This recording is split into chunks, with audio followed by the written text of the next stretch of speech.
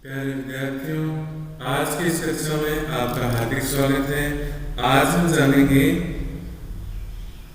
Current affair से related कुछ और महत्वपूर्ण प्रश्नों के बारे में, उत्तर के बारे में और इनसे संबंधित विशेष जानकारियों के बारे में। तो आज का हमारा सबसे पहला जो प्रश्न है वो है, बीसीसीआई के वर्तमान अध्यक्ष कौन है? इसका सही उत्तर है सौरव गांगुली। बीसीसीआई के वर्तमान जो अध्यक्ष हैं वो है सौरव गांगुली। और इनके बारे में जानते हैं कुछ खास बातें। सौरव गांगुली है वो पूर्व भारतीय कप्तान रह चुके हैं विद्यार्थियों, और इनको भारतीय टीम को एक मजबूत टीम बनाने का श्रेय जाता है। जब ये कप्तान थे तो अपनी कप्तानी के दौर में भारत को इन्होंने एक मजबूत टीम बनाई, इसका श्रेय इनको जाता है। और 2003 में अपने नेतृत्व में जो है भारतीय टीम को 20 साल बाद में फाइनल में पहुंचाया था सौरव गांगुली ने अपनी कप्तानी में। 1983 में भारतीय टीम पहला विश्व कप जीती थी कपिल देव की कप्तानी में। उसके बाद 20 साल तक भारत वापस फाइनल में नहीं पहुंच पाई, तो इनको श्रेय जाता है। और ये है उनका फोटो, आप देख सकते हैं किस प्रकार से दिखते हैं सौरव गांगुली। तो ये वर्तमान में बीसीसीआई के अध्यक्ष हैं। अब चलते हैं अगले प्रश्न की ओर। अगला प्रश्न है, लिंगराज मंदिर कहाँ पर स्थित है? तो उसका उत्तर है विद्यार्थियों, लिंगराज मंदिर उड़ीसा राज्य के भुवनेश्वर नामक स्थान पर स्थित है। आप जानते हैं इससे रिलेटेड कुछ और महत्वपूर्ण फैक्ट्स, जैसे कि उड़ीसा में जो ये मंदिर है लिंगराज मंदिर भुवनेश्वर में, ये मंदिर लगभग 350 वर्ष पुराना बताया जाता है। इस मंदिर की जो शैली है वो कलिंग शैली मानी जाती है, और ऐसा माना जाता है कि ये मंदिर भगवान शिव से संबंधित है। एक और बात जो इससे संबंधित है विद्यार्थियों, वो ये है कि इस मंदिर का निर्माण सोमवंश और गंगवंश के राजाओं ने करवाया था। तो ये सारी जानकारियां थी इसी प्रश्न नंबर 2 से संबंधित। अब चलते हैं अगले प्रश्न की ओर। अगला प्रश्न है, विश्व सौर प्रौद्योगिकी शिखर सम्मेलन का आयोजक कौन है? इसका उत्तर है विद्यार्थियों, अंतरराष्ट्रीय सौर गठबंधन। अंतरराष्ट्रीय सौर गठबंधन इसने प्रौद्योगिकी शिखर सम्मेलन का आयोजन किया है। इससे जुड़ी हुई और महत्वपूर्ण बातें हैं विद्यार्थियों। ये गठबंधन यानी कि अंतरराष्ट्रीय सौर गठबंधन सौर ऊर्जा के प्रमुख देशों का एक अंतर सरकारी संगठन है, और ये गठबंधन 8 सितंबर 2020 को, यानी अभी अगस्त महीना चल रहा है, आज 25 अगस्त है, तो ये 8 सितंबर 2020 को पहले विश्व सौर गठबंधन का आयोजन करेगा। यानी पहली बार आयोजन होगा 8 सितंबर 2020 को। और इससे संबंधित महत्वपूर्ण जानकारी है, यह आयोजन वर्चुअल होगा। वर्चुअल का मतलब आप लोग समझते ही हैं किस प्रकार से होता है वर्चुअल। और इससे संबंधित और जानकारी आपके सामने विद्यार्थियों, ये जो सौर ऊर्जा पर आधारित जो गठबंधन है, ये 121 देशों का एक सहयोग संगठन है। इसमें कुल मिला के 121 देश शामिल हैं, और इसका शुभारंभ भारत के और फ्रांस के द्वारा संयुक्त रूप से पेरिस में किया गया 30 नवंबर 2015 को। और एक खास बात मैं आपको बताना चाहूंगा विद्यार्थियों, यह भारत के प्रधानमंत्री नरेंद्र मोदी द्वारा की गई पहल का ही एक परिणाम है, जिसकी घोषणा उन्होंने सबसे पहले लंदन में वेम्बली स्टेडियम में अपने उद्बोधन के दौरान की थी। उनका ये देख लीजिए पूरा विश्व ग्लोब पे किस प्रकार दिखाई देता है, और जो मैंने अभी राष्ट्रों के नाम बताए थे वो सब इस पे नजर आते हैं। श्रीशैलम हाइडल पावर प्लांट कहाँ पर है? इसका उत्तर है विद्यार्थियों, यह तेलंगाना की नागर कुर्नूल जिले में स्थित है। तेलंगाना जो राज्य है, जो उसके नागर कुर्नूल जिले में ये स्थित है श्रीशैलम हाइडल पावर प्लांट। अब ये हाइडल पावर प्लांट क्या है, कहाँ स्थित है, ये तो आपने जान लिया। इससे जुड़ी हुई कुछ और बातें आपको मैं बताना चाहूंगा। ये है कृष्णा नदी पर, याद रखिएगा कृष्णा नदी पर जो बांध बना है, उस बांध से बिजली पैदा करने के लिए ये हाइडल पावर प्लांट काम में आता है। अब अगला प्रश्न लेते हैं, और बहुत ही महत्वपूर्ण प्रश्न है विद्यार्थियों, परीक्षा में पूरी संभावना इस प्रश्न के पूछे जाने की। देश में विकसित उन्नत पिनाका मिसाइल का सफल परीक्षण कहां पर किया गया? परीक्षण जैसलमेर के पोखरण नामक स्थान पर किया गया था। इस मिसाइल में पहली बार एडवांस नेविगेशन और कंट्रोल सिस्टम लगाया गया है। ये अपने आप में एक बहुत बड़ी बात है। इसकी सहायता से अपने लक्ष्य को ये पहचान जाएगी और एकदम सटीक प्रहार करेगी और ये पूरी तरह से सक्षम हो गई है। तो एडवांस नेविगेशन और कंट्रोल सिस्टम से खुद ब खुद अपना जो टारगेट है वो पहचानेगी और सीधा उसमें निशाना लगाएगी। और एक जानकारी मैं साझा करता हूँ आपसे इस परीक्षण से संबंधित। इसमें जो परीक्षण किया गया था उसमें 44 सेकंड में 12 गाइडेड रॉकेट दागने वाले स्वदेशी पिनाका के जैसलमेर के पोखरण रेंज में जितने भी परीक्षण किए गए वो सारे के सारे सफल रहे।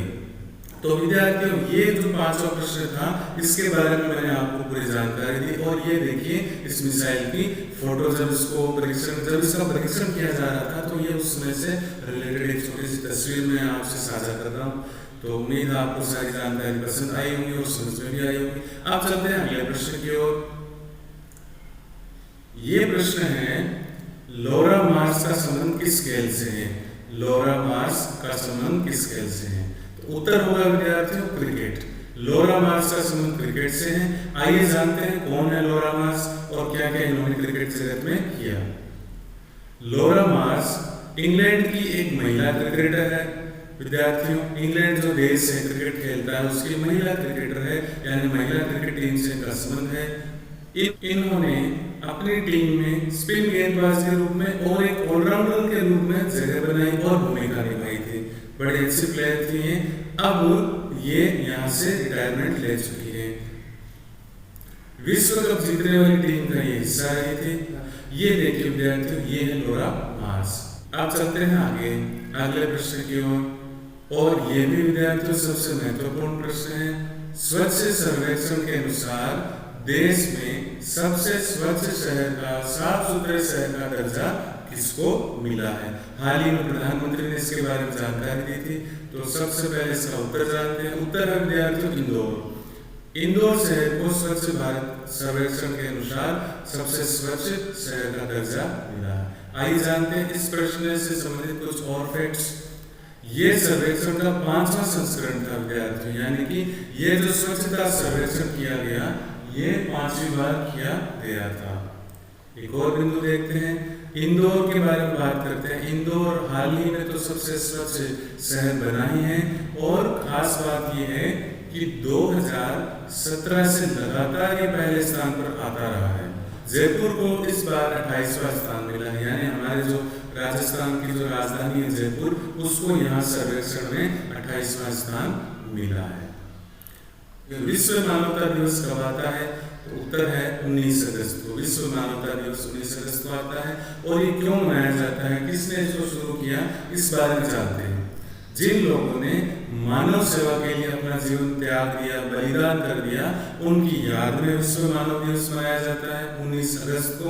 और इसको मनाने की जो घोषणा की है वो संयुक्त राष्ट्र संघ ने, यानी कि यूनाइटेड नेशन ने इसकी घोषणा की 2009 में सबसे पहले की थी। और तब से हम बराबर इसको मनाते आ रहे हैं। और क्यों मनाते हैं 19 अगस्त को ही? वो इसलिए कि 19 अगस्त को इराक में एक बम धमाका हुआ था जिसमें बहुत सारे लोग बिना किसी वजह के निर्दोष लोग मारे गए थे और मानव सेवा से उनका संबंध था। इसलिए उनको हमेशा याद करें, उनसे हम प्रेरणा लें। इस वजह से ये 19 अगस्त को प्रतिवर्ष मनाया जाता है। आगे चलते हैं विद्यार्थियों। 9वां प्रश्न, अरुण 3 या अरुण 3 परियोजना कहाँ स्थित है? अरुण 3 परियोजना कहाँ स्थित है? नेपाल में। तो अरुण 3 परियोजना नेपाल में स्थित है। ये नेपाल की एक पन बिजली परियोजना है विद्यार्थियों, पन बिजली परियोजना।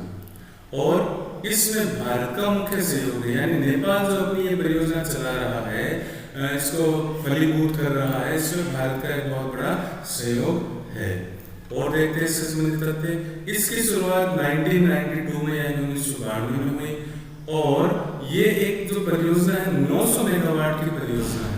और इसमें भारत के 5 बैंक हैं जो इस सुविधा को प्रदान कर रहे हैं। वो अब चलते हैं फटाफट अगले प्रश्न की ओर। ये प्रश्न बहुत ही महत्वपूर्ण है और प्रश्न है, इंदिरा रसोई योजना किस राज्य में और किसने शुरू की? किस राज्य में और किस व्यक्ति ने शुरू की? तो उत्तर है राजस्थान राज्य में और अशोक गहलोत जो यहाँ के मुख्यमंत्री हैं उन्होंने शुरू की। अब जानते हैं इससे रिलेटेड कुछ और फैक्ट्स।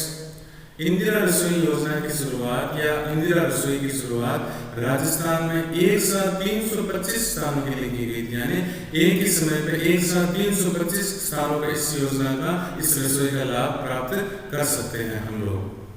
कौन कौन कर सकते हैं? इसमें राज्य के जितने भी गरीब वर्ग के जो परिवार के सदस्य हैं उन गरीबों को मात्र 8 रुपए में भरपेट भोजन प्राप्त होगा इस योजना के माध्यम से। और इस योजना को कब शुरू किया गया? इस योजना को पूर्व प्रधानमंत्री राजीव गांधी की जयंती पर यानी कि सद्भावना दिवस पर शुरू किया गया। तो ये इससे संबंधित कुछ खास बातें थी। अब एक फोटो में आपको दिखाना चाहूंगा जिसमें आप और इसको क्लियर कर सकते हैं। इस योजना को अशोक गहलोत ने आगे लागू किया और गरीबों को इसके माध्यम से भोजन उपलब्ध होगा रियायती दरों पर यानी 8 रुपए पर, और हर साल इसमें 100 करोड़ रुपए का खर्चा होगा। आप चलते हैं अगले प्रश्न की ओर। विश्व अंगदान दिवस कब मनाया जाता है? विश्व अंगदान दिवस कब मनाया जाता है? तो इसका उत्तर है विद्यार्थियों 3 अगस्त को। 3 अगस्त को विश्व अंगदान दिवस मनाया जाता है। इसका मुख्य उद्देश्य लोगों को मानव के अंगदान करने हेतु प्रोत्साहित करना है। और इससे आप फोटो से भी आप समझ सकते हैं ऑर्गन डोनेशन डे। तो ये है विश्व अंगदान दिवस की जानकारी। अगला प्रश्न, आधार कार्ड की तर्ज पर स्वास्थ्य सेवाओं के डिजिटलाइजेशन के लिए केंद्र सरकार के द्वारा शुरू की गई कौन सी योजना है उसके बारे में आपको बताना है। विद्यार्थियों इसका उत्तर होगा national digital health mission. National digital health mission क्या है ये आइए जानते हैं। ये एक ऐसी योजना है जिस योजना के अनुसार हर व्यक्ति का डिजिटल हेल्थ कार्ड बनेगा। और ये जो योजना है और ये जो डिजिटल हेल्थ कार्ड है ये आयुष्मान भारत प्रधानमंत्री जन आरोग्य योजना के अनुसार तर्ज पर काम करेगा। ये देखिए चित्र से भी आप समझ सकते हैं नेशनल डिजिटल हेल्थ मिशन के अकॉर्डिंग ये सब कुछ बनाया जा रहा है। और इसमें आप मोबाइल का चित्र देख रहे हैं, सब कुछ डिजिटल होगा। तो ये थी इससे संबंधित जानकारी। अगले प्रश्न की ओर हम बढ़ते हैं। एक और महत्वपूर्ण प्रश्न, हाल ही में नुआखाई फसल उत्सव कहाँ मनाया जाता है? तो इसका उत्तर होगा उड़ीसा में। ये मौसम के नए चावल का स्वागत करने के लिए मनाते हैं। यानी इस समय जो उड़ीसा में जो नए चावल जो आते हैं, नए चावल की जो फसल होती है उसका स्वागत करने के लिए मनाया जाता है। और ये गणेश चतुर्थी के अगले दिन मनाया जाता है। ये देखिए तस्वीरों से आप समझ सकते होंगे किस प्रकार से ये पूरा सेलिब्रेशन करते हैं। तो ये थी इसके बारे में आपकी जानकारी। अगला प्रश्न लेते हैं, हाल ही में युगल बैडमिंटन खिलाड़ी अयाका ताकाशाही ने संन्यास की घोषणा की है। तो वह कौन से देश से संबंधित है अयाका ताकाशाही? तो उत्तर होगा इसका जापान। जापान से संबंधित है ये बैडमिंटन खिलाड़ी। और ये देखिए ये इसकी तस्वीर है, बहुत अच्छे खिलाड़ी। हाल ही में उन्होंने संन्यास लेने की घोषणा कर दी है। ये देखिए दूसरी तस्वीर में आप साफ तरीके से देख सकते हैं। हाल ही में किस राज्य सरकार ने नए संस्कृति मॉडल स्कूल खोलने की घोषणा की है? तो इसका उत्तर होगा विद्यार्थियों हरियाणा सरकार यानी हरियाणा राज्य ने इसकी घोषणा की है। आइए जानते हैं इससे संबंधित कुछ और जानकारी। ये देखिए भारत का नक्शा है और भारत के नक्शे में जहाँ आपको ऊपर की तरफ रेड कलर में जो एरिया दिखाई दे रहा है वो है हरियाणा। और यहाँ की जो सरकार है उन्होंने ये संस्कृति मॉडल खोलने की घोषणा की है। अगला प्रश्न है, भारत के नए चुनाव आयुक्त के रूप में किसे नियुक्त किया गया है? पिछले वीडियो में मैंने आपको बताया था कि भारत के जो चुनाव आयुक्त जो पहले थे उन्होंने अभी इस्तीफा दे दिया है और उनकी जगह पर नए आएंगे। तो भारत के जो नए चुनाव आयुक्त है उनके रूप में किसे नियुक्त किया गया है? इसका सही उत्तर है विद्यार्थियों राजीव कुमार। तो राजीव कुमार के बारे में थोड़ी जानकारी और प्राप्त कर लेते हैं। पहले एक IAS अधिकारी रह चुके हैं और सितंबर 2017 से फरवरी 2020 तक उन्होंने वित्त सचिव का पद भी संभाला है। तो ये राजीव कुमार जी हैं जिनको नए आयुक्त के रूप में नियुक्त किया गया और इनकी नियुक्ति पूर्व जो आयुक्त थे हमारे चुनाव आयुक्त जो कि अशोक लवासा थे उनके स्थान पर इनको नियुक्त किया गया है और हाल ही में शुक्रवार को राष्ट्रपति रामनाथ कोविंद ने इनको नियुक्त किया है। और ये रही इनकी तस्वीर, इनका चित्र जिनको देख के आप पहचान सकते हैं हमारे नए चुनाव आयुक्त हैं। तो ये थी कुछ जानकारी प्यारे विद्यार्थियों करंट अफेयर से रिलेटेड क्वेश्चंस की, उनसे रिलेटेड आंसर्स की और उनसे रिलेटेड महत्वपूर्ण फैक्ट्स के बारे में जो मैंने आपके साथ साझा की। उम्मीद है आपको आज का वीडियो पसंद आया होगा। हमारे साथ बने रहने के लिए, इस वीडियो को देखने के लिए आपका अनेक धन्यवाद। कल हम फिर मिलेंगे एक नए वीडियो के साथ। तब तक खुश रहिए, मस्त रहिए, स्वस्थ रहिए।